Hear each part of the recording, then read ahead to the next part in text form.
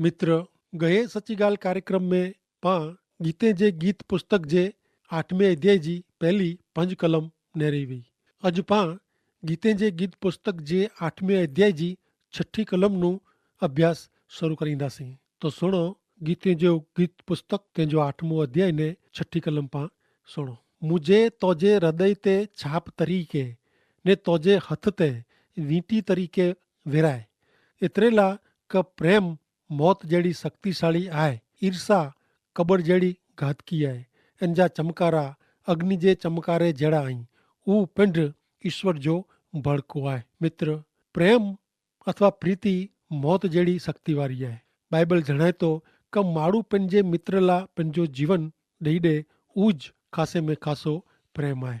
यूहान अनुसार शुभ संदेश जे 15वें अध्याय में ने जी 14वीं कलम में प्रभु यीशु ख्रिस्त पाला हा पापी ने ईश्वर के डोखी करींदल आहियूं छतां पाला पंहिंजे उद्धार ला पंहिंजो जीव ॾेई ॾिनो। ऊ हिकिड़ो प्रेम आहे। प्रेम मौत जहिड़ो शक्ति वारो आहे। जॾहिं प्रभु यीशु ख्रिस्त वधस्तंभ ते पापी मानव माटे पंहिंजे शरीर खे टंगाइला ॾिनो तॾहिं हू शिक्षा फक्त शारीरिक पीड़ा जी न हुई। हुते शर्म, लज्जा ने हल्के में हल्की शारीरिक, मानसिक ने आत्मिक शिक्षा हुई। मित्र, पाप केतिरो भयंकर आहे ने हू छेटो करींदल फक्त ईश्वर आई ने जॾहिं प्रभु यीशु ख्रिस्त ईश्वर पुत्र जे अहिड़े प्रेम जो आई अनुभव करियो था तॾहिं उन्ही छेटा क परिया थी जान उन्ही पंहिंजे जीव जे बदिले आते प्रेम कयो हुयो। ख्रिस्त प्रभु जे मरण से पाके जीवन मिलियो आहे ने तंहिं पोइ गीते जे गीत पुस्तक जे 8वें अध्याय जी 6 कलम में वधू अॻियां जणाए में आयो आहे क ईर्षा कबर जहिड़ी क्रूर घातकी आहे। सियोल एतिरे कबर मरल शरीर ते दया रखे नथी। मित्र, जॾहिं जीवंत सत्य ईश्वर के अंगत रीते ओळखो था ने प्रभु यीशु ख्रिस्त ते विश्वास करीने उन्ही के पंहिंजे जीवन में मेળવી गणो आहियूं तॾहिं અહીં पाप प्रत्ये कूड़ाई से शैतान ने दुनिया ला मरेला आहियो। અહીં हाणे पिंडला क बे कोई कारणे क हेतु माटे न पण ख्रिस्त यीशु ला जीवो था। संत पाउल पंहिंजे जीवन जे हेतु माटे जाहिर करींदे गलातीअ के लखल पत्र जे 2 अध्याय जी 20वीं कलम में जणाइए था क तेला हाणे नु आऊं जीवा नथो पण ख्रिस्त मूं में जीवे था। हेवर जीवन जेको आऊं जीवा तो ऊ ईश्वर पुत्र प्रभु यीशु ख्रिस्त पर जे विश्वास करे सिज जीवा तो उन्ही मुते प्रेम क्यों ने मूला पंहिंजो जीवन अर्पण क्यों। मित्र, जॾहिं અહીં ईश्वर पुत्र प्रभु यीशु ख्रिस्त ते प्रेम करियो था तॾहिं आंजे जीवन जो हेतु ईश्वर जी इच्छा प्रमाणे जीवन जीवियो खपे, ईश्वर जी प्रसन्नता में जीवियो खपे। અહીં कूड़ाई के आधीन थियो नथा। અહીં फक्त जीरे सत्य ईश्वर जे पक्षे ज उभा रहता। कारण बीजो कोरिन्थियों के पत्र 5मो अध्याय ने 17वीं कलम में लिखल है कि जॾहिं कोई व्यक्ति ख्रिस्त साथे संबंध में अचे थी, ख्रिस्त साथे जोड़ाजे थी तॾहिं ऊ नवो सर्जन बनी वञे थी, नवो माण्हू बनी वञे थो। जूनो हलियो वियो आहे ने नवो आयो आहे। ही मेरे ईश्वर जो कम है। अचो हिन कलम में अॻियां वधंदे गलातीअ के पत्र जे 2 अध्याय जी 20वीं कलम सुणो। तेला हाणे आऊं जीवा नथो, ख्रिस्त मूं में जीवे था। हा, जीवन जेको आऊं जीवा तो ऊ ईश्वर पुत्र पर विश्वास करे से जीवा तो उन्ही मुते प्रेम क्यों ने मूला पंहिंजो जीवन अर्पण क्यों। ही बाबत पाके प्रभु यीशु ख्रिस्त जे हृदय में पाला केतिरो प्रेम आहे ऊ जणाए थी।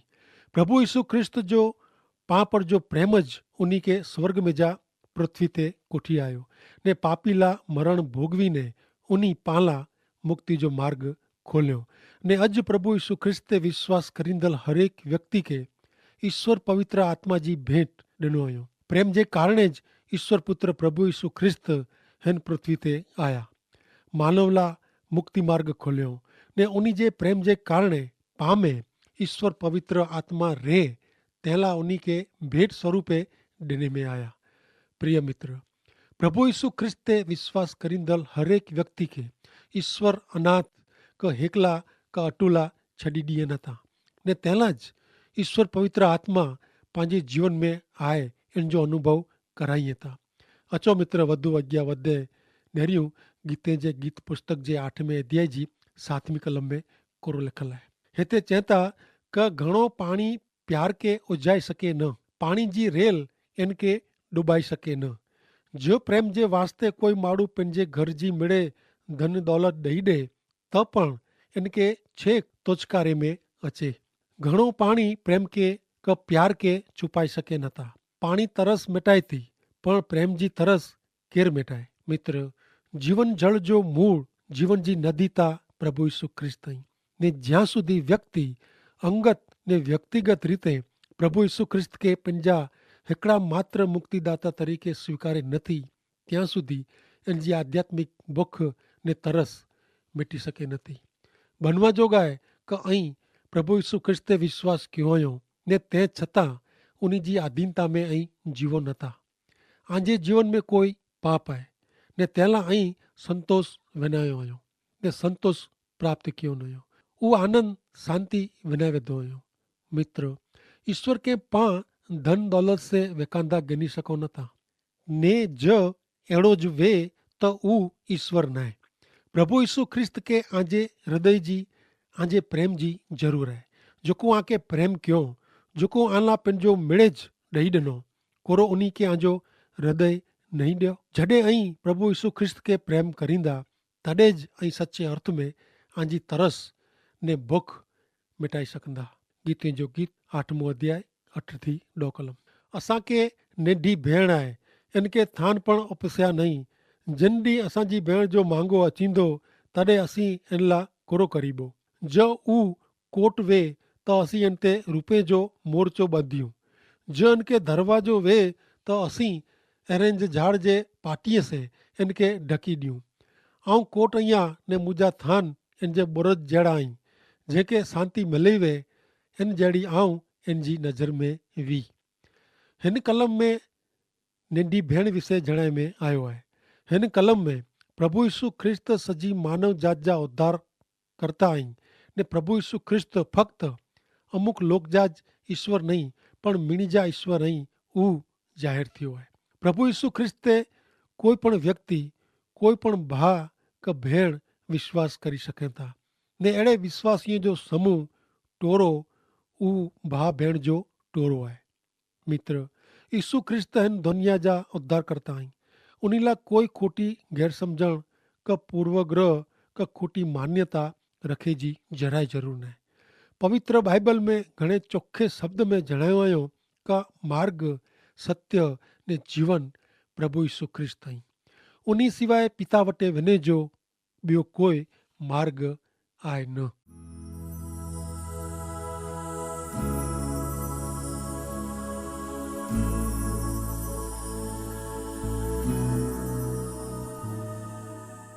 इन ज प्रमाणे पहलो तिमोथीअ के पत्र 2 अध्याय ने तंहिंजी 4 ने 5वीं कलम में चए था क मिड़े लोक नास में जा बची वञे ने सत्य कुरो आहे ऊ जाणी गिने अहिड़ी ईश्वर जी इच्छा आहे। कारण ईश्वर हिकिड़ा जई ने ईश्वर वटे माण्हूअ खे कोठी अचींदल पण हिकिड़ा एतिरे प्रभु यीशु ख्रिस्त आहिनि। अचो हाणे पाण अॻियां नेरियूं गीते जे गीत पुस्तक जे 8वें अध्याय जी 11 थी 14 कलम। सुलेमान के बाल हामोन में हिकिड़ी द्राक्षवाड़ी हुई। ऊ द्राक्षवाड़ी रखेवाड़ के भाड़े ॾिने। इन जे फड़ लाइ हर एक के 1000 रुपया ॾिने जा हुआ। मुंहिंजी द्राक्षवाड़ी जेको मुंहिंजी मालिकी जी आहे ऊ मूं वटि आहे। हे सुलेमान, ऊ 1000 तोखे मिलंदा ने इन जे फल जी चौकीदारी करींदल के 200 मिलंदा। हे बागवासी ॿेनपणी तोजो सॾ सुणेला ध्यानु ॾेईने ताकी रही आहे। मूंखे ऊ सुणाए। ओ मुंहिंजा प्रीतम तकड़ कर सुगंधी द्रव्य जे डूंगर ते हरण क साबरी जे बच्चे जहिड़ो थी। मित्र, ईश्वर इज़राइली प्रजा के पंहिंजी द्राक्षवाड़ी तरीक़े पहला पसंदि कयो पण उहो ख़ासी द्राखू ॾिने में साव निष्फल विया ने ईश्वर उन जी योजना प्रमाणे प्रभु यीशु ख्रिस्त के हिन पृथ्वी ते हलायो ने समाज मंडल जहिड़ी द्राक्षवाड़ी पसंदि कयो एतिरे लाइ का ख़ासी द्राखू ॾिए। मित्र, प्रभु यीशु ख्रिस्त ते विश्वास करींदल हरेक व्यक्ति के प्रभु यीशु ख्रिस्त योहान 15वें अध्याय में जणाए प्रमाणे ख़ासा ने हमेशा फल ॾिने जी આજ્ઞા ॾिए था। तंहिं भेरो हिकिड़े ॿिए ते प्रेम रखे जो पण जणाइए था। मित्र, प्रभु यीशु ख्रिस्त ते विश्वास रखीने ऐं ईश्वर जे राज्य जा वारसदार ने संतान बनी सघो था। गीते जे गीत पुस्तक पाके अजायब जहिड़े प्रेम विषय जणाए थो। पाके उन ते सर्वश्रेष्ठ ख़ासे में ख़ासो प्रेम कयो खपे, अहिड़ो जणाए थो। तंहिं भेरो प्रभु यीशु ख्रिस्त ने समाज मंडल विच जो प्रेम ने संबंध हिन पुस्तक से ज़ाहिर थिए थो। अॼु प्रभु यीशु ख्रिस्त उन ते विश्वास रखंदड़ हरेक व्यक्ति खे खातिरी ॾिए था कि आउं थोड़ी वार में हैवर जोज पाछो अचां थो। मित्र, प्रभु यीशु ख्रिस्त आके पिंड भेरा रखेला मंगे था ऐं किथे रेला मंगो था। हिन सवाल जो जवाब आके पिंड के ॾिने जो आहे, पर मुंहिंजी आके विनंती आहे कि प्रभु यीशु ख्रिस्त ते विश्वास रखीने ऐं ईश्वर जे राज्य जा भागीदार थियो। योहान अनुसार 3 अध्याय जी 16वीं कलम में लिखियलु आहे कि ईश्वर पिता जगत ते एतिरो मिड़े प्रेम कयो कि पंहिंजो हिकिड़ो मात्र पुत्र प्रभु यीशु ख्रिस्त जग में हलायो, एतिरे लाइ कि कोई पण उन ते विश्वास रखे इन जो नाश न थिए पर इनके मुक्ति मिले, शाश्वत जीवन मिले।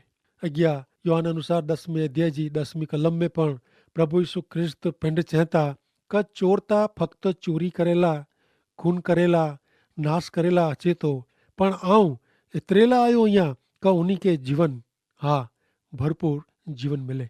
अॻियां योहान अनुसार शुभ संदेश जे 14वें अध्याय जी 2 कलम में पण चयो हुयो कि मुंहिंजे पिता जे घर में घणे ओरड़ा आहिनि ने आऊं आला जॻह तयारु करेला वञा थो। जो अहिड़ो न हो त आऊं आके हू पण जणायो हो, आऊं वेंदो ने जॻह तयारु करी पाछो अचींदो। मित्र, गीते जे गीत पुस्तक यीशु ख्रिस्त ने उन जे समाज मंडल विषय घणे चई वञे थो। ही प्रियतमा प्रेयसी इन जे प्रीतम जो आवाज़ ओळखे थी। नेरियो गीते जो गीत पुस्तक जो 2 अध्याय ने 8 कलम में कोर चए था, मुंहिंजो प्रीतम जो आवाज़ मूंखे सुणाजे थो, पण नेरियो हू डूंगरे में ठेक मारींदल ठेक ॾींदे अचे थो।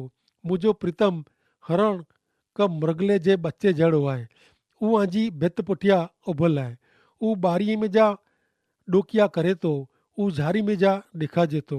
मुंहिंजो प्रीतम मूं भेरो ॿोलियो, मूंखे चए कि मुंहिंजी सुंदरी उथी ने निकिरी अच।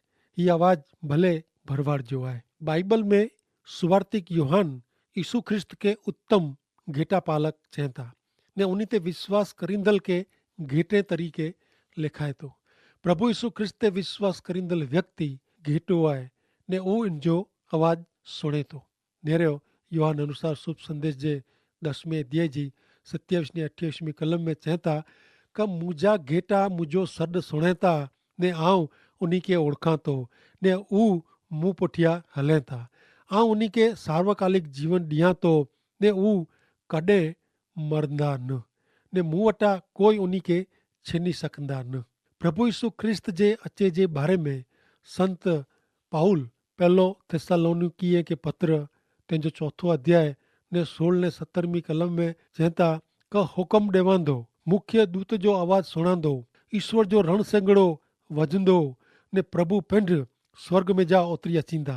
जेको ख्रिस्त ते विश्वास करीने मरी विया आहिनि हू पहिला जीरा थींदा ने तंहिं पोइ पाण जेको जीरा हूंदा उन खे उन भेरो आकाश में प्रभु खे मिलेला वॾर में कोठी वेने में अचींदा। मित्र, प्रभु यीशु ख्रिस्त ते विश्वास करींदल व्यक्ति जी अहिड़ी अजायब योजना व्यवस्था ईश्वर पिंड कयो हुयो। मित्र, अॼु पाण शुरूआत में नेरियो कि प्रेम अथवा प्यार उहो मौत जहिड़ी शक्तिशाली बरूकी आहे ने पंहिंजे प्रीतम पंहिंजो जीव ॾेई ॾे अहिड़ो ख़ासे में ख़ासो उत्तम प्रेम आहे ने यीशु ख्रिस्त पाण लाइ मूं लाइ ने आन लाइ दुनिया जी हरेक व्यक्ति लाइ हरेक ख़ासे ने ख़राब लाइ पंहिंजो जीव ॾेई ॾिनो हुयो। प्रेम मरण जहिड़ो बरूको शक्ति वारो आहे ने जॾहिं प्रभु यीशु ख्रिस्त क्रूस ते पापी मानव लाइ मरी विया तॾहिं उहो टाइम फ़क़्ति शारीर जी पीड़ा भोगवे पुरतो ज न हो। शर्म हल्की शारीरिक मानसिक ने आध्यात्मिक शिक्षा हुई। प्रभु यीशु ख्रिस्त केतिरो भयंकर मां भयंकर नुक़सान कयो ने पाप छेटो करींदल फ़क़्ति ईश्वर आई ને જॾहिं પ્રભુ ઈસુ ખ્રિસ્ત ઈશ્वर પુત્ર એણે મહાન પ્રેમ जो अनुभव અહીં કર્યો था तॾहिं उन्हीનું छेटा वेझान कारण अहिड़ो प्रेम ॿिए किथे मिलंदो पण न। पंहिंजे जीव जे बदिले आ ते प्रेम कयो ने प्रभु ईसु ख्रिस्त जे मरण जे कारणे पाण खे जीवन मिलियो आहे, मुक्ति उद्धार जो शाश्वत जीवन मिलियो आहे, प्रेम आनंद ने शांति जो जीवन मिलियो आहे। पाण हेरियो કે ઈર્ષા અદેખાય કેતરી ભયંકર બાબત आहे। ઈર્ષા અદેખાય કે કબર સાથે સરખાઈ में આવી आहे કારણ કબર મરેલ શરીર તે દયા રખી નથી। जॾहिं सत्य ईश्वर के ओळखो था, प्रभु यीशु ख्रिस्त ते विश्वास करी उन्हीं के मेळवी गणो तॾहिं पाप कूड़ाई से ऐं मरेला आहियो ऐं हाणे पेंडला न पण प्रभु यीशु ख्रिस्त ला जीवो था। तंहिंला ज पाण वाचियो थी संत पाउल चए था का आऊं जीवा नथो पण ख्रिस्त मूं में जीवे था कारण उन्हीं मुला हा आला पण पंहिंजो जीव ॾेई ॾिनो हुयो। मित्र અહીં પ્રભુ ઈસુ ખ્રિસ્તે પ્રેમ કર્યો था, વિશ્વાસ કર્યો था તॾहिं आजो जीवन ईश्वर जी इच्छा प्रमाणे हुअणो खपे, ईश्वर जी इच्छा प्रमाणे जीवियो खपे। અહીં ફક્ત સત્ય ઈશ્વર જે પક્ષે જ ઉભા રહેતા કારણ લખેલ आहे કે જॾहिं કોઈ વ્યક્તિ ઈસુ ખ્રિસ્ત સાથે સંબંધ में अचे थी, सीधे संबंध में अचे थी तॾहिं हू नवो सर्जन बनी वञे थी, नवी उत्पत्ति बनी वञे थी ऐं जे हृदय जो मन जो बदिलाण थी वियो ने झूनो जेको आहे उहो हलियो वियो आहे ने नहरियो नयो थियो आहे।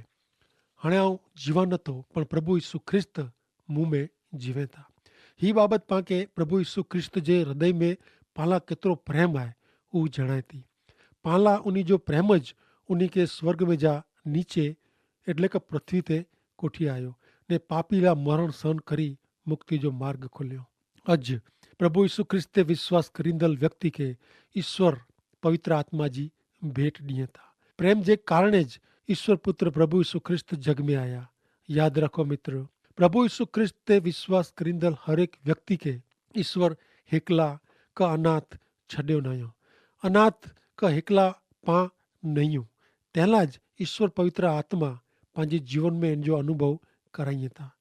पोइ पाण नेरियो કે ઘણે પાણી जी રેલ પ્રેમ કે ઉજાઈ શકે નથી કે ઠારી શકે નથી કે ડૂબાઈ શકે નથી। પ્રભુ ઈસુ ખ્રિસ્ત ઘણે સહન કયો ને ઉની જે માનવ જાત પર જે પ્રેમ કે કોઈ ઉજાઈ શક્યો ન કે ડૂબાઈ શક્યો ન। મિત્ર જીવન जो મૂળ જીવન जी નદી પ્રભુ ઈસુ ખ્રિસ્ત आई। જ્યાં સુધી માળું અંગત ને વ્યક્તિગત રીતે પ્રભુ ઈસુ ખ્રિસ્ત કે पंहिंजा उद्धारकर्ता તરીકે સ્વીકારે નતો ત્યાં સુધી એનજી આધ્યાત્મિક તરસ ને ભૂખ मिटे નથી। ईश्वर के कोई पण व्यक्ति विकांदा गणी सके न। प्रभु यीशु ख्रिस्त पर जो विश्वास ने उन्हीं ते प्रेम रखो तो अहीं ईश्वर के मेळवे आहियो ने जेको आज्ञा पारीए था उज सच्चे प्रेम विश्वास जी खातरी है ने उन्हीं ईश्वर के मेळवी गणो आहियो। पवित्र ग्रंथ बाइबल में जणाए में आयो है कि मार्ग सत्य ने जीवन प्रभु यीशु ख्रिस्त आई। उन्हीं सिवाय ईश्वर पिता के मेळवे जो ॿियो कोई पण मार्ग न आहे ने तंहिंला ज पवित्र बाइबल में लखल आहे कि मिड़े लोक विनाशનું નર્કનું બચી વને। સત્ય કોરો आहे उहो જાણી ગને ને अहिड़ी ईश्वर जी इच्छा आहे कारण ईश्वर हिकिड़ा ज અહીં ने ईश्वर वटे माण्हूअ खे कोठी अचींदल पण हिकिड़ा ज અહીં ने हू था प्रभु यीशु ख्रिस्त आई ने ऊ ज प्रभु यीशु ख्रिस्त चए था कि ओ पाप से ने भार से भरेला थकल ने हारल आध्यात्मिक रीते तरस्या ने भूख्या ऐं मिड़े मूं वटि अचो अनुभव कर्यो ने मुंहिंजे आसरे वग़ैर ऐं ईश्वर पिता खे कॾहिं पण मिली सघंदा न। अहिड़ो प्रभु यीशु ख्रिस्त चए था त करो मित्र आंखे जीवन में हिकियार प्रभु यीशु ख्रिस्त जो अनुभव करे जहिड़ो नथो लॻे। मूंखे आंखे विनंती आहे कि ऐं अनुभव कर्यो ने नेरियो कि ईश्वर पिता जो प्रेम केतिरो महान आहे। तंहिं माटे ईश्वर पिता खे आशीष ॾियो। आमीन।